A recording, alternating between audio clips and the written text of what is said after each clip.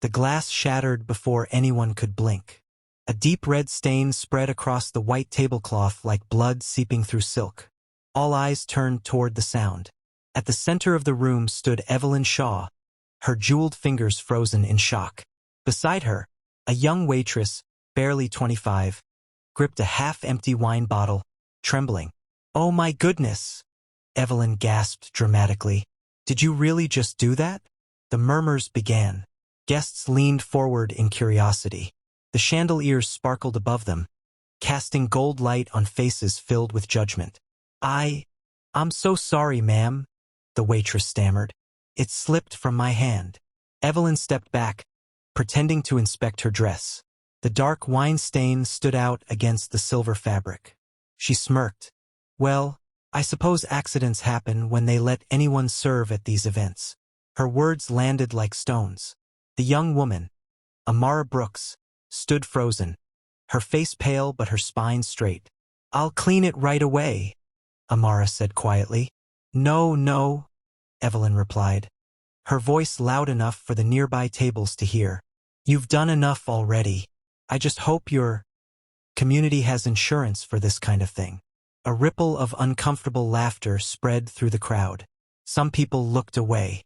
Some giggled nervously. Others whispered, "That poor girl."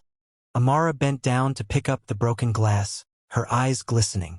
She didn't say a word. Evelyn turned to her friends and rolled her eyes. "You just can't find good help anymore." To the people watching, Amara was invisible. Just another nameless server at a charity gala she could never afford to attend. But what they didn't know, what Evelyn didn't bother to ask, was that Amara wasn't just a waitress. She was a graduate student at Howard University, studying business and leadership. She worked double shifts to pay tuition, help her younger brother through school, and send money to her widowed mother back home in Baltimore. She was tired, yes, but she was proud. She'd promised her late father she'd never give up, no matter how hard life got. And tonight, she had almost skipped the gala shift. She'd been preparing for a presentation due the next morning. But the restaurant manager had begged for help. Someone had called in sick. So she came, and this was her reward. At the same table, Evelyn's husband, Daniel Shaw, shifted uncomfortably. He'd seen his wife humiliate waiters before. He'd seen her cut down receptionists, cashiers, and even Uber drivers with that same cruel smile. He used to laugh it off, tell himself that's just Evelyn. But tonight, something inside him cracked. Because as he watched Amara kneel to clean the floor, he saw something his wife no longer had: grace. Amara didn't shout, didn't cry, didn't even glare. She simply cleaned up the mess of a woman who thought the world belonged to her. Daniel found himself clapping softly to break the silence. "Well handled, young lady," he said calmly. "You've got more composure than most people I know." Evelyn frowned. "Daniel, don't encourage incompetence." "Incompetence?" he repeated. "You spilled the wine, Evelyn." Her face twisted. "Excuse me? The glass was in your hand when it broke," he said simply. "I saw it." The room went still. For a second, Evelyn didn't know how to respond. Then she forced a laugh. "You must be mistaken." Daniel didn't answer, but everyone had seen enough. Evelyn turned red, the smile on her face crumbling. Amara finished cleaning quietly and walked away with dignity. She didn't see Daniel's eyes following her, thoughtful, almost regretful. Later that night, in the staff changing room, Amara finally let herself breathe. Her hands shook as she unpinned her apron. "Girl, what was that out there?" Her coworker, Tasha, whispered. "That woman talked to you like trash." "It's okay," Amara said, forcing a small smile. "I'm used to people like that." "Used to?" Tasha snapped. "You shouldn't have to be used to that." Amara shrugged. "Maybe not, but I can't let her take my peace." Tasha shook her head. "You're stronger than me." I would have poured the rest of that wine right on her hair. They both laughed softly, the tension breaking. Amara sat down and pulled out her phone. One notification caught her eye, an email reminder for her class presentation. Topic: Leadership through integrity. Turning humiliation into power. She smiled faintly. Maybe the universe had just handed her the perfect example. The next morning, Amara walked into her classroom, wearing the same calm she'd shown the night before. When it was her turn to present, she began with a story. She didn't name names. She didn't mention the gala or Evelyn Shaw. She simply said, "Last night, I served at an event where someone tried to belittle me because of my race and my job. But I realized something important. The power to define me isn't in their words. It's in my reaction." Her professor leaned forward, impressed. Her classmates sat silently, captivated. By the time she finished, she received a standing ovation. After class, a guest lecturer approached her. He introduced himself as Thomas Reed, a philanthropist and CEO of a large foundation. "I was at that gala last night," he said quietly. "I saw what happened." Amara froze. "You did." He nodded. "You handled yourself with incredible dignity. My foundation could use people like you." She blinked. I'm just a student, sir." He smiled. "Then let's help you finish what you started. Call my office tomorrow." He handed her a card and walked away. Meanwhile, Evelyn Shaw sat in her marble kitchen, reading the morning paper. Her husband hadn't spoken a word to her since the event. She scrolled through her phone. Instagram stories from the gala were everywhere. But one clip in particular stopped her cold. Someone had caught the exact moment she mocked Amara. It had been posted anonymously. The caption read, "Even charity galas can't hide racism." Within hours, it had gone viral. Hundreds of comments flooded in, "Disgusting behavior. She should be ashamed." So this is the kind of people representing the elite? Evelyn's phone wouldn't stop buzzing. Sponsors began calling. The charity board issued a statement condemning unacceptable remarks.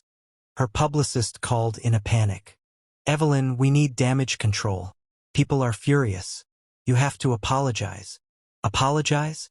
To that girl?" Evelyn snapped. "Apologize to the world," the publicist corrected. "Or your career is done." Evelyn slammed the phone down. She had spent her whole life building her image, graceful, wealthy, untouchable. And now one small moment was tearing it all down. But deep down, she knew it wasn't one moment. It was years of small cruelties catching up to her. At the same time, Daniel sat in his office, staring out the window. He'd married Evelyn 15 years ago, when her beauty and confidence blinded him. But somewhere along the line, the love had turned into shame. He couldn't defend her anymore. He called his assistant. "Get me the number for the foundation from last night, the one hosting the gala." "Yes, sir." "What should I tell them?" "Tell them I want to make a personal donation, and to connect me with the student who worked the event." "You mean the waitress?" "Yes," Daniel said. "Her name is Amara Brooks." Amara was shocked when the call came. "Mr. Shaw would like to meet you," the assistant said. "Privately." Her first thought was trouble. She expected a lawsuit, or hush money, or another humiliation. But curiosity and courage won. The next afternoon, she met him in a quiet cafe downtown. Daniel stood as she walked in.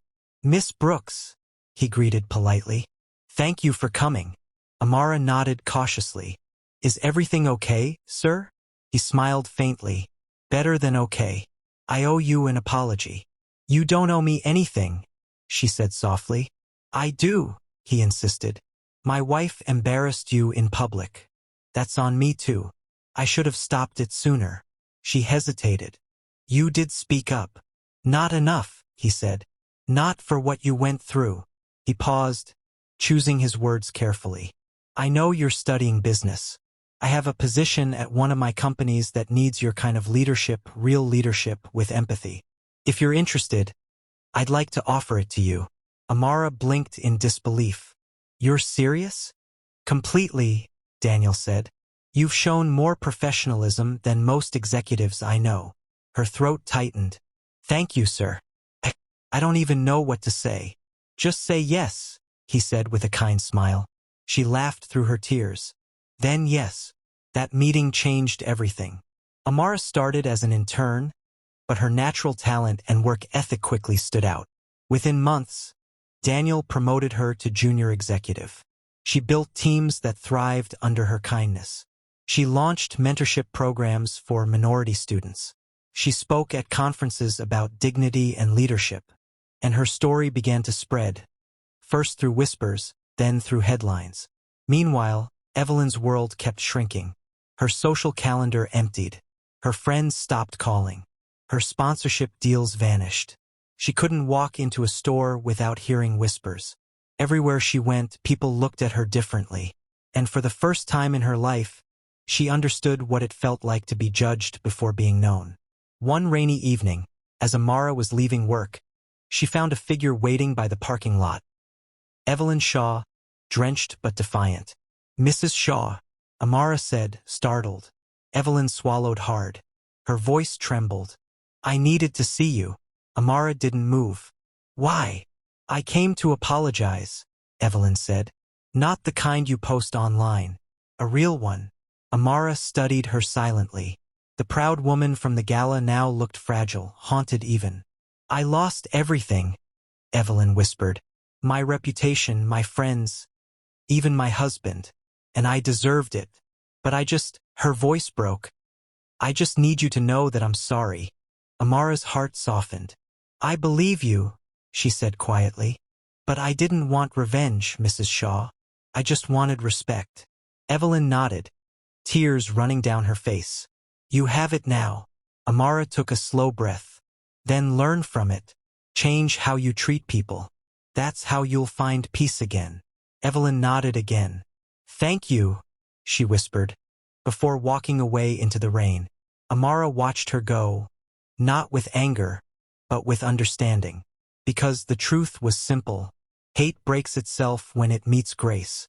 Maya didn't sleep that night. She replayed every second of what happened. Clara's face, the laughter, the humiliation that burned through her skin. By dawn, she'd made a promise to herself. This wouldn't be the end of her story. She got dressed, went for a walk around the quiet city streets, and let the early morning air cool her pain. At a small park bench, she opened her notebook, the same one she always carried to jot down business ideas, and wrote one sentence. "Never let their hate decide your worth." That line became her fire. Maya kept working at the restaurant, but she also began attending free business workshops after her shifts.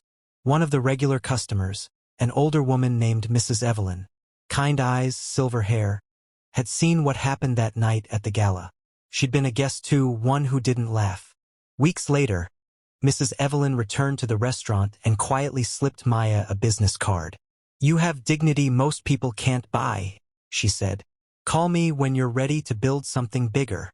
Maya didn't know that Evelyn was one of the city's wealthiest private investors, the founder of a mentorship fund for minority entrepreneurs. That call changed her life. 2 years later, Maya stood at the grand opening of Root and Bloom Cafe, a cozy Afrofusion restaurant in downtown Atlanta, funded by Evelyn's mentorship program and Maya's tireless dedication. The walls were lined with hand-painted African art. Soft jazz played in the background, and every meal carried a story. Her cafe became a sensation, praised in magazines, flooded with customers who came not just for the food but for the warmth that seemed to flow from the place. She employed women from all walks of life, single mothers, students, immigrants, people who just needed someone to believe in them. And she always told them the same thing: respect costs nothing, but it builds everything. Meanwhile, life at the Hartley mansion wasn't so glamorous anymore. Clara's world began to crumble piece by piece. A few weeks after the gala, a video leaked online. Someone had secretly recorded the entire scene, from Maya's trembling hands to Clara's cruel words. The clip spread like wildfire. Social media erupted with outrage. People demanded boycotts of Hartley wines. Sponsors withdrew. Charity partners cut ties. For the first time, Clara wasn't being admired. She was being judged. Her husband, Richard, tried to save the company's reputation, but the damage was done. Their investors pulled out, and within months, the business that had been in his family for generations collapsed. They lost their mansion, their status, and the life they'd built on pride. 3 years after the incident, Clara walked into Root and Bloom Cafe. Her once glossy hair was dull now. her designer clothes replaced by a simple cardigan and old jeans. She didn't look like the woman who had humiliated Maya. She looked like someone searching for redemption. Maya was behind the counter, laughing softly with her staff when their eyes met. The room went silent. Clara hesitated, clutching her purse. I didn't know this was your place," she said, voice trembling. "It's beautiful." Maya simply smiled. "Everyone deserves a fresh start," she replied. "What would you like to order?" Clara swallowed hard. "Just coffee. Black." Maya nodded. "Coming right up." When Maya brought the cup to her table, she placed a small card beside it. It read, "Grace is stronger than revenge." Clara stared at the words for a long time. Tears welled up in her eyes. You're kinder than I ever was," she whispered.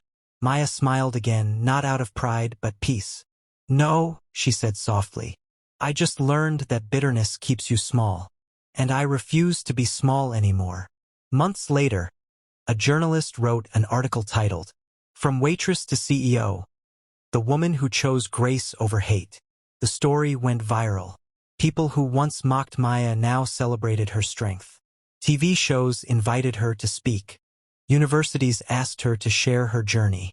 And at one such event, a charity gala honoring women in leadership, Maya stood on stage, wearing a simple blue gown, speaking to a room full of influential faces. In the audience sat Clara Hartley, quietly listening. When Maya finished her speech about empathy and second chances, the audience stood to applaud. Clara remained seated, tears streaming down her face. After the event, she approached Maya backstage. "Thank you," Clara said, "for showing me who I was, and who I could still become." Maya placed a gentle hand on her shoulder. "Then don't waste that lesson. Be better to the next person who can't defend themselves." Clara nodded, silently, before walking away. Years later, Root and Bloom Cafe expanded to 3 cities. Maya became a mentor to young women who'd faced discrimination, turning her pain into purpose. On the cafe wall hung a framed photo, not of her, but of her late mother, with a quote beneath it. "The world may try to humiliate you, but dignity, child, is a crown no one can snatch." Whenever customers asked about it, Maya would smile and tell her story, not to boast, but to remind them that kindness isn't weakness. Because in the end, the woman who was once mocked as a waitress had become something far greater, a symbol of resilience, class, and grace. Respect everyone. You never know whose hand you're looking down on. It might be the same one that will lift you tomorrow.